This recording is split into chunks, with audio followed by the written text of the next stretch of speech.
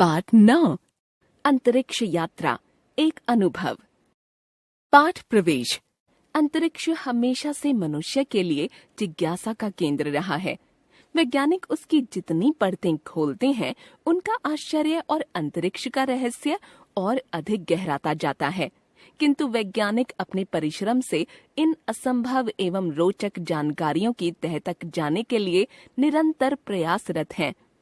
हमारे अंतरिक्ष यात्री मानव निर्मित अंतर्राष्ट्रीय अंतरिक्ष स्टेशन पर रहते हैं, जिसे विशेष रूप से यात्रियों या इंसानों की सुविधाओं का ध्यान रखते हुए बनाया गया है। वहां रहते हुए अंतरिक्ष यात्रियों के शरीर पर जो असर पड़ता है, उसका वर्णन इस पाठ में रोचक ढंग से किया गया है।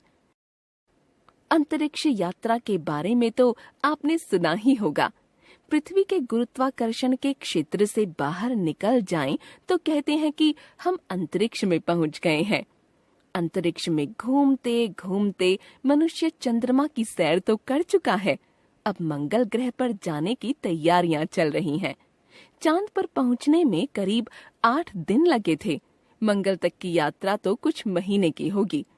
प्रश्न यह है कि गुरुत्वाकर्षण से बाहर रहने वाली जिंदगी पर क्या असर पड़ता है। कुछ असर तो हम वैसे ही सोच सकते हैं, जैसे अंतरिक्ष में ऊपर नीचे कुछ नहीं होता। ऊपर नीचे की बात ही हम गुरुत्वाकर्षण के आधार पर करते हैं। जिस दिशा में गुरुत्वाकर्षण बल लग रहा है वह नीचे और उसके विपरीत ऊपर। इसका अर्थ है कि पृथ्वी पर नीचे का अर्थ होता है पृथ्वी के केंद्र की ओर। यह तो आप जानते ही हैं कि गेंद या किसी भी चीज को उछालें तो वह देर सवेर नीचे ही गिरती है। ऐसा पृथ्वी के गुरुत्व बल के कारण ही होता है। जरा अंतरिक्ष के बारे में सोचिए।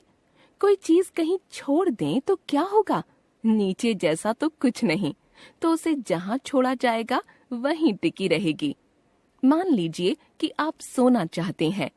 अपने घर में तो सोने के लिए आप लेट सकते हैं, पर अंतरिक्ष में लेटे और खड़े होने में कोई अंतर नहीं होता। ऐसे कई कारणों से अंतरिक्ष में जीवन आसान नहीं होता। देखा गया है कि अंतरिक्ष यात्रा के दौरान यात्रियों की मांसपेशियों में क्षति होती है। हड्डियों का घनत्व कम हो जाता है, यानी हड्डियां कमजोर पड़ जाती हैं और आंखों में भी कमजोरी आने लगती है। कुछ मनोवैज्ञानिक समस्याएं भी पैदा होने लगती हैं। अंतरिक्ष यात्री जब कुछ समय बिताकर धरती पर लौटते हैं तो उन्हें कई परेशानियों का सामना करना पड़ता है। इन परेशानियों का अध्ययन करके हम समझ पाए हैं कि अंतरिक्ष में क्या करने से परेशानियां कम होती हैं। अंतरिक्ष यात्रियों से कहा जाता है कि वे अंतरिक्ष यात्रा के दौरान जमकर व्यायाम करते रहें। मगर अगला प्रश्न है, अंतरिक्ष यात्रा के दौरान शरीर के अंदर की परिस्थितियों पर क्या प्रभाव पड़ता है? इसे समझने के लिए वैज्ञानिकों ने एक जबरदस्त प्रयोग शुरू किया है। प्रयोग के लिए 2 जुड़वा भाइयों का चुनाव किया गया है। ये ऐसे जुड़वा हैं जिन्हें हूबहू एक समान जुड़वा यानी आइडेंटिकल ट्विन्स कहते हैं। आइडेंटिकल ट्विन्स की एक विशेषता यह होती है कि उनमें आनुवांशिकता को निर्धारित करने वाला पदार्थ यानी डीएनए हूबहू एक जैसा होता है। खुशकिस्मती से ऐसे 2 जुड़वा भाई मिल भी गए जो अंतरिक्ष यात्री हैं। इनके नाम हैं स्कॉट केली और मार्क केली।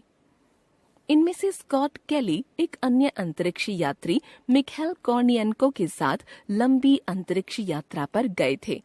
इन दोनों ने अंतर्राष्ट्रीय अंतरिक्ष स्टेशन पर लगभग 11 महीने मार्च 2015 से मार्च 2016 तक बिताए।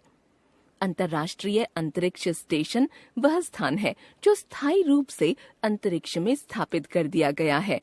पृथ्वी से वैज्ञानिक वहां जाकर प्रयोग आदि करते हैं, स्टेशन की मरम्मत करते हैं और लौट आते हैं। हमारे देश की कल्पना चावला ने भी कुछ समय इस स्टेशन पर बिताया था। जब स्कॉट केली अंतरिक्ष स्टेशन पर थे, उस समय मार्क केली धरती पर ही बने रहे थे। कह सकते हैं कि इन्हें तुलना के लिए रखा गया था, ताकि देखा जा सके कि 1 साल अंतरिक्ष में बिताने और वही 1 साल धरती पर बिताने से क्या फर्क पड़ता है। तभी तो हम कह सकेंगे कि जो अंतर दिख रहे हैं वे अंतरिक्ष यात्रा के कारण हुए हैं। तो हम सबको प्रतीक्षा है इस अध्ययन के निष्कर्षों की, जिसके आधार पर अधिक लंबी यात्राओं की योजनाएं बनाई जा सकेंगी। कुछ दिन पहले इंटरनेट पर स्कॉट केली और मार्क केली का एक रोचक साक्षात्कार प्रकाशित हुआ, जिसके कुछ अंश इस प्रकार हैं।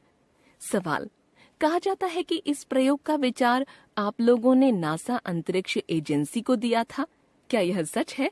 यह किसे सूझा?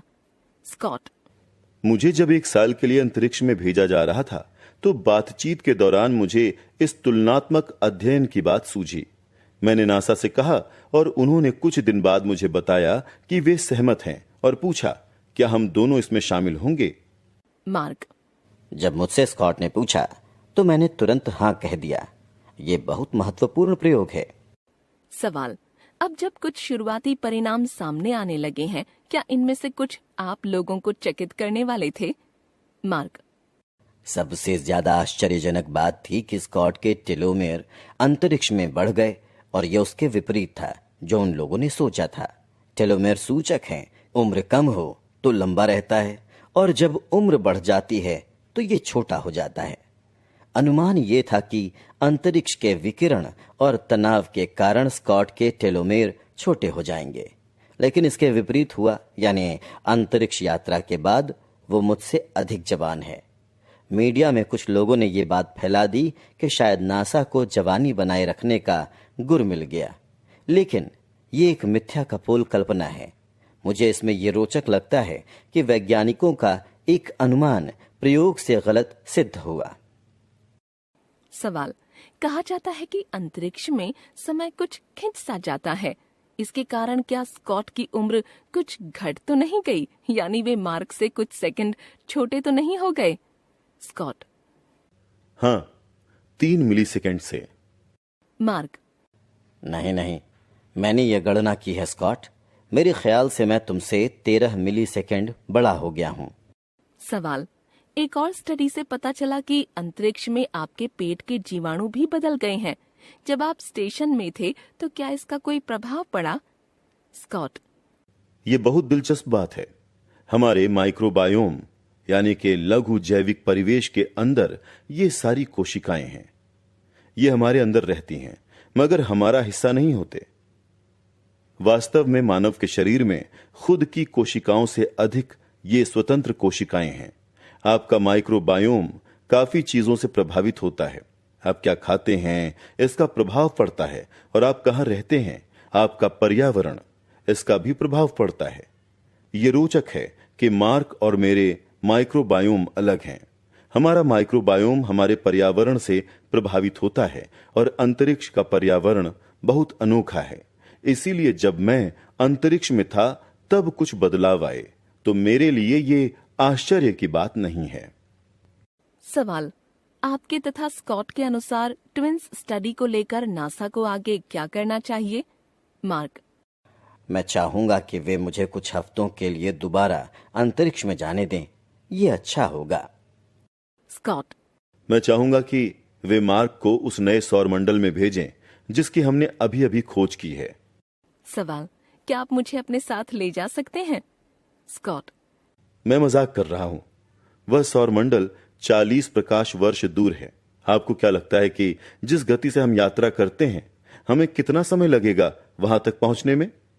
सवाल: 20 लाख साल? स्कॉट: नहीं, बल्कि 80 लाख साल।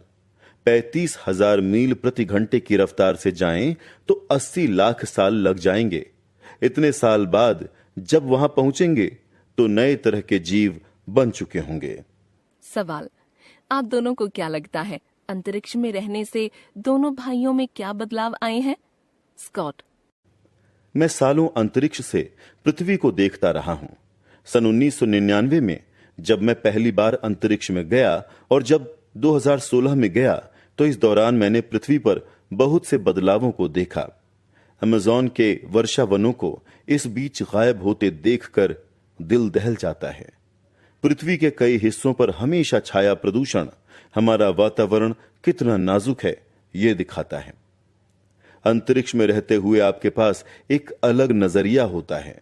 आप सबसे, अपने प्रियजनों से भी अपने आप को अलग करके देखने लगते हैं, खासकर जब आप बहुत लंबे समय के लिए अंतरिक्ष में हों।